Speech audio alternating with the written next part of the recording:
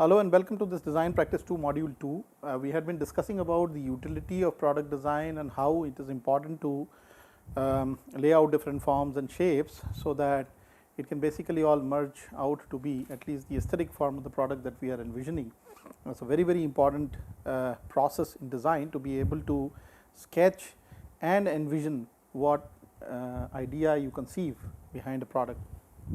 So, this lecture is dedicated to learning a little more of the back-end processing which is involved in tools like CAD, and what is the utility of CAD and how CAD came into existence and how CAD is continuing through.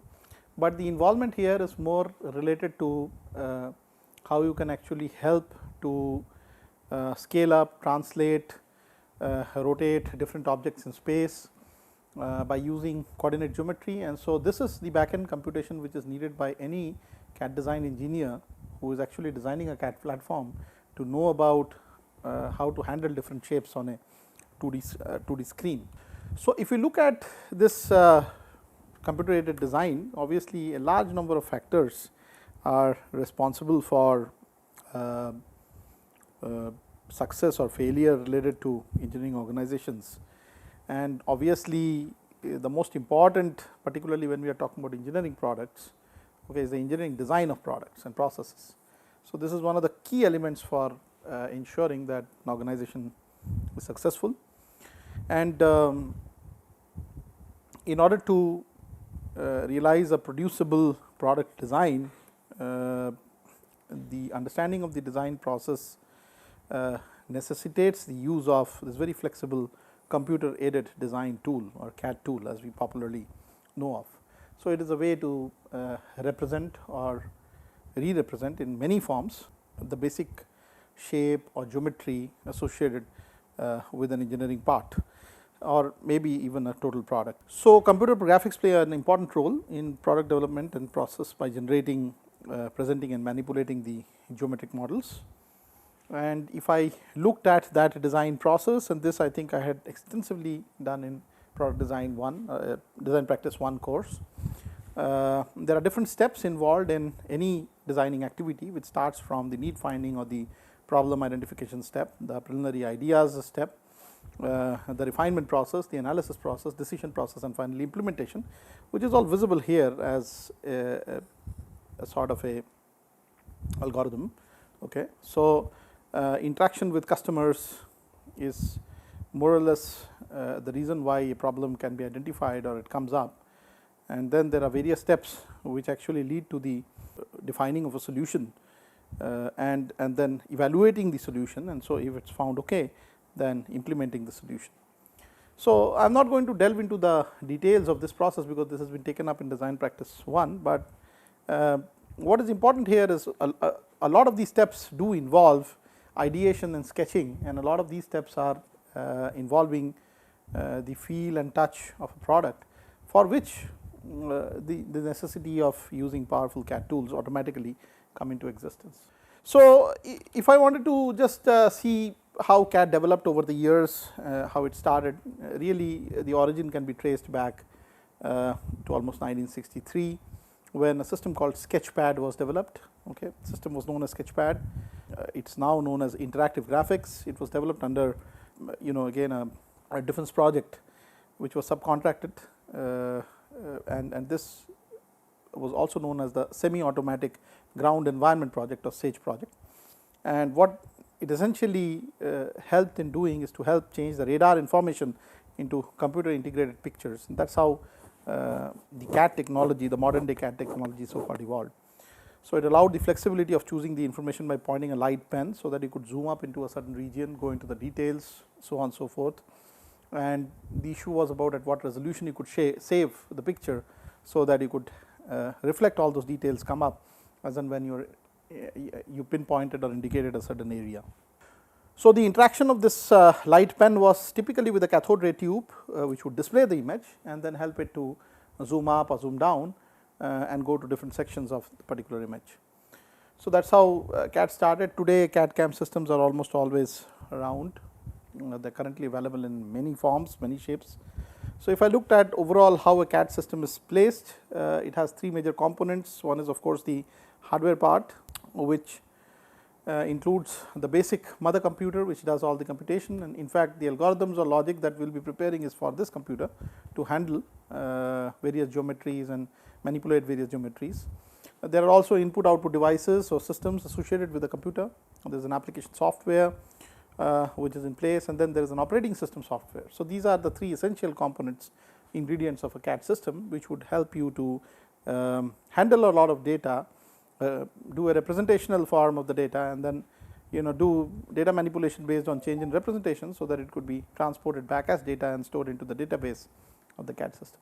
So, typically the operating system, as I think all of us are aware, it is a software which acts as an interface between the hardware and the CAD application software system, and this right here. And if we wanted to look at some of the classification schemes or the basis of classifying the various CAD/CAM systems which are available, they are really based on the types of the host computer that drives.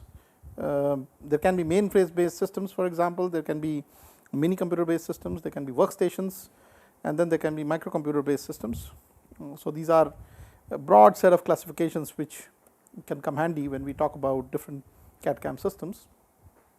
And a very important backend computational aspect of all these is how you are taking data and representing and re-representing and manipulating, so that there can be a data input output to give different orientations, different geometries, different shapes, forms, etc., within the RAM space of a CAD system. So, this topic of geometric transformation is really indicative of such data handling and manipulation, and it kind of gives you a sense of or a connect between the actual graphic display which is there on such a system with numeric data which is being processed by the processor of a computer. So, computer graphics play a very important role, no need to mention this in the product development process, and what we really need to do with computer graphics is to be able to generate, present, manipulate different ideas, okay, so that it goes towards that intended solution which satisfies the need of a customer. And so, there are different geometric models which are used off and on for doing this on a very fast pace basis. So, during the product development process, for proper understanding of designs, it is necessary not only to generate geometric models of the objects, but also to perform manipulations on these objects, so that they can be able to be watched in different views through rotation, for example, or translation or scaling effects, or so on and so forth. And in order to do this, usually the numerical data which is generated by computer at a very high speed is hard to interpret unless a representational mode is used to represent the data in form of a geometry. Okay. And so, as the geometry changes, obviously the back and forth basis, the numeric data also should change, for which organized algorithms should be in place. So, let us look at some of those algorithms which play an important role in determining the data when a certain graphic is manipulated on the computer screen. And if I looked at the basic algorithm of doing such a transformation, we would rather prefer to have first a simpler representation on a 2D mode, and then translate this into the 3D space, so that you could have even 3D forms, shapes being incorporated within the CAD system. So, the first transformation that I will work out here is for the simplest possible activity, which is about translating of objects in two-dimensional spaces. So, let us say we had a point x, y in a coordinate system, which I am laying out here. So, you have a two-dimensional coordinate system, and there is a point A somewhere in space which is read by a coordinate x and y, and you want to take this point to another place A dash read by a coordinate x dash and y dash. So, obviously there is a movement along the x and there is also a movement along the y which leads the point to move from A to A dash, and there should be an organized way of representing it in terms of numbers, which is very easy for a processor to handle, which would give you an outcome in terms of what you call translation. So, if I wanted to call this a vector v x y, and this is another vector, that is a v dash x dash y dash. So, I would be able to write this translation in terms of the vector v dash, which is given by the coordinates x dash y dash, equals the vector v, which is actually given, or you can interpret this as the matrix x y plus certain distance matrix, which means how much the point has moved in the x direction and the y direction. So, let us say if this point is moved by distances dx and dy in the x and y direction, which typically means that this right here is dy, and similarly this right here is dx. So, I have a vector equation now v dash in place, which is equal to v plus d, which shows the effect of translation on the point vector v, okay, which is point A, when it translates to the vector v dash point A dash. So, this is a very simple way of expressing translation. So, x dash becomes equal to x plus dx, y dash becomes equal to y plus dy, and obviously this is only one point, but when it comes to a set of points, for example, if we are looking at a triangular form or shape, or we are looking at a rectangular form or shape, it is defined by more than one points, and so typically all of them would execute similar kind of translational efforts, so that the new coordinate can be quickly computed on the basis of what the old coordinates were. So, this is one very elementary form of translation. D, of course, can be recorded as a distance vector, and this distance vector is again written as the complement. So, it can be used as dx dy transpose, and we can apply this to again a set of points. For example, if I were to consider a triangle which is an array of 3 points, let us say there is a triangle placed at a, b, c location coordinates with respect to this x y plane, and it moves to a point a dash, b dash, c dash by virtue of a translation of the centroid of the triangle, which was initially at x y, to x dash y dash, where the centroid translates to a differential distance corresponding to dx and dy. What is important to be seen here, or the aspect that is important to be seen here, is that really after this translation is the relative distance between a and b, or b and c, going to change because of such an effort. So, in this particular figure, we are mentioning the different coordinates a, b, c as 1, 3, 4, 5 and 5, 3.5, and the distance vector is 7 minus 2 transpose, and we would like to find whether the shape or size of the triangle changes because of this translation effort. So, for doing it, let us compute. So, we are using this equation v equal to, or v dash equal to v plus d, and we will do this for all the different points. So, the points x a dash, y a dash get translated from the point x a, y a through the transpose of the distance vector, which in this case is 7 minus 2. So, obviously, this being given as 1 and 3, okay, would translate to the v dash vector x a dash being equal to 8 and 1. Okay. Similarly, for the point B, the new position x b dash y b dash is represented as x b y b plus 7 minus 2.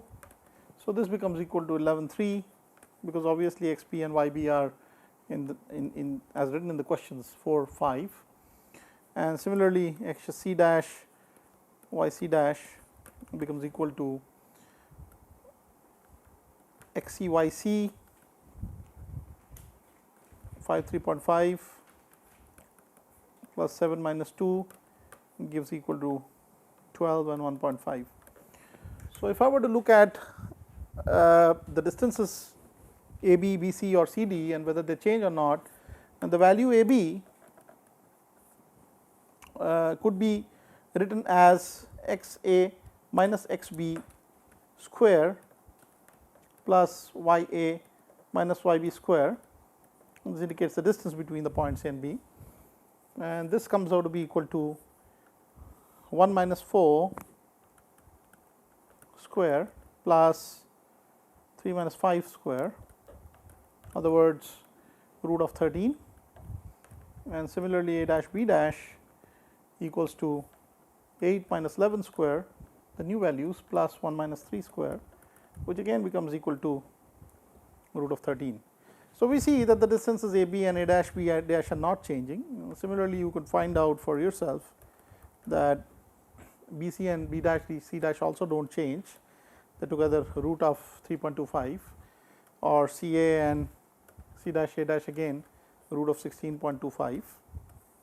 So, these are the different numbers in terms of the distances, and so as the distances do not change, the triangular shape or the orientation also does not change as it moves in the translational matrix, or as it moves using the translational matrix. So, that is how you could define the process of translation.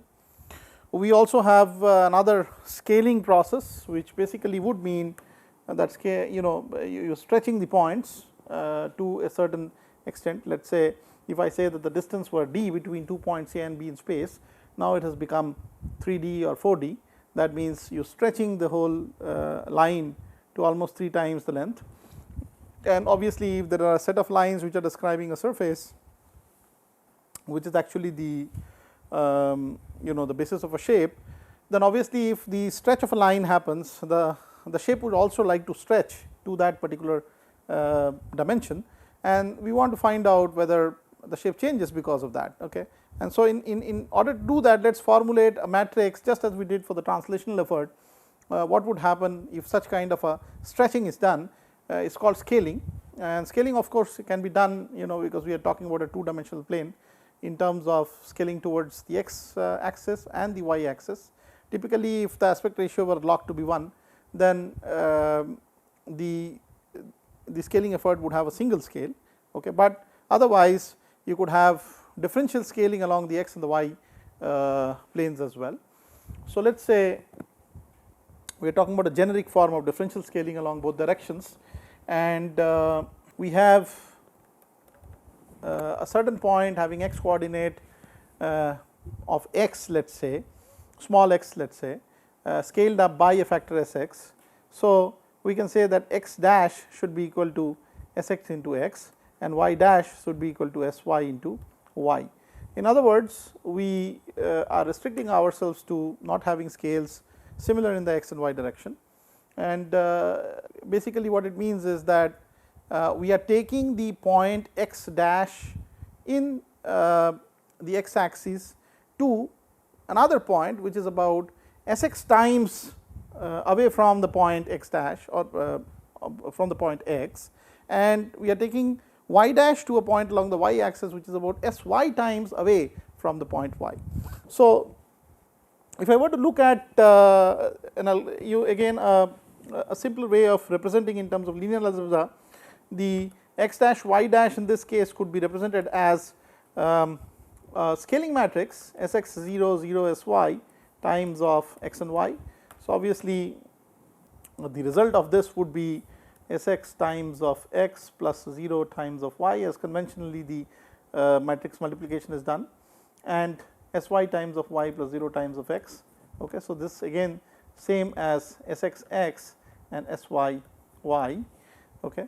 So, this is how x dash and y dash are defined in this particular matrix, and so I can say that the scaling can be expressed in vector form as v dash equals the scaling matrix S times of v, or x dash y dash equals s x 0 0 s y times of x y. Okay.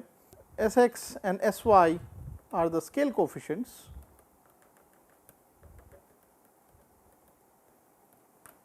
in the x and y directions. Let us look at really whether such a scaling event or transformation, if happening to a certain shape, would really scale up the length to as many times as the scale factor. the example on the right here shows that there is a length of a otherwise pentagonal object. The side AB shows the initial length, and let us say this object is now scaled up to about 3 times in size, and the side A dash B dash shows the scaled length AB by just using the scaling transformation matrix, and we can find out what is A dash or coordinate of A dash with respect to A or B dash with respect to B, and we can find out really whether the length changed to so many times as the scale factor was in this particular case. So, the factor in this case is 3. Let us assign some coordinates here to A and B. So, let us have the coordinate of A as A1 B1 and the coordinate of B as A2 B2, and because the scale factor is homogeneous in the x and y direction. So, the Sx and Sy in this case is both equal to 3, which means that if I applied the geometric transformation formula here, which says that the coordinates x dash y dash becomes equal to the scale factor times the initial coordinates. Let us assume that the coordinates A1 B1 translate to A1 dash and B1 dash, and similarly A2 B2 translate to A2 dash and B2 dash. So, A1 dash B1 dash in this particular case would be represented as 3 0 0 3. Mind you, the Sx and Sy in this case are both equal to 3 times of the coordinates of A, which is A1 B1, and similarly A2 dash B2 dash should be equal to again the scale matrix here times the coordinate of B, which is A2 B2. Okay. And in other words, we have A1 dash B1 dash equals thrice of A1 thrice of B1, apply the multiplication rule in this matrix, okay.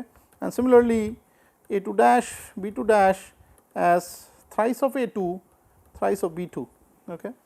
And if I were to calculate the length in this particular case, the length A dash B dash would actually be equal to root over 3A 1 minus 3A 2 square plus 3 B1 minus 3 B2 square. I am sorry, is equal to thrice root of A1 minus A2 square plus B1 minus B2 square, which is equal to AB. So, as you saw that if we use a scale factor consistent in both x and y for a single factor 3, the length gets modified to exactly 3 times in such a case. So, the scaling transformation works pretty well, and you can do this for all the sides together, which means that the intended area which is inside also gets modified to almost 9 times.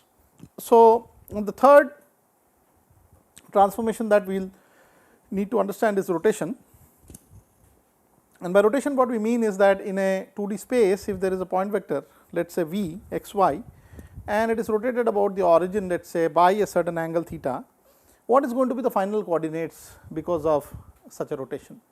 Now, you have to remember one thing, that the rotation may or may not be along the origin, and therefore, there is a question of moving back to the origin and rotating.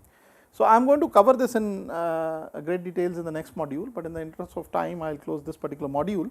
So, in the next module we will talk about rotation, and then we will talk about the respective 3D forms of the 2D transformations that you have visited so far. Thank you very much.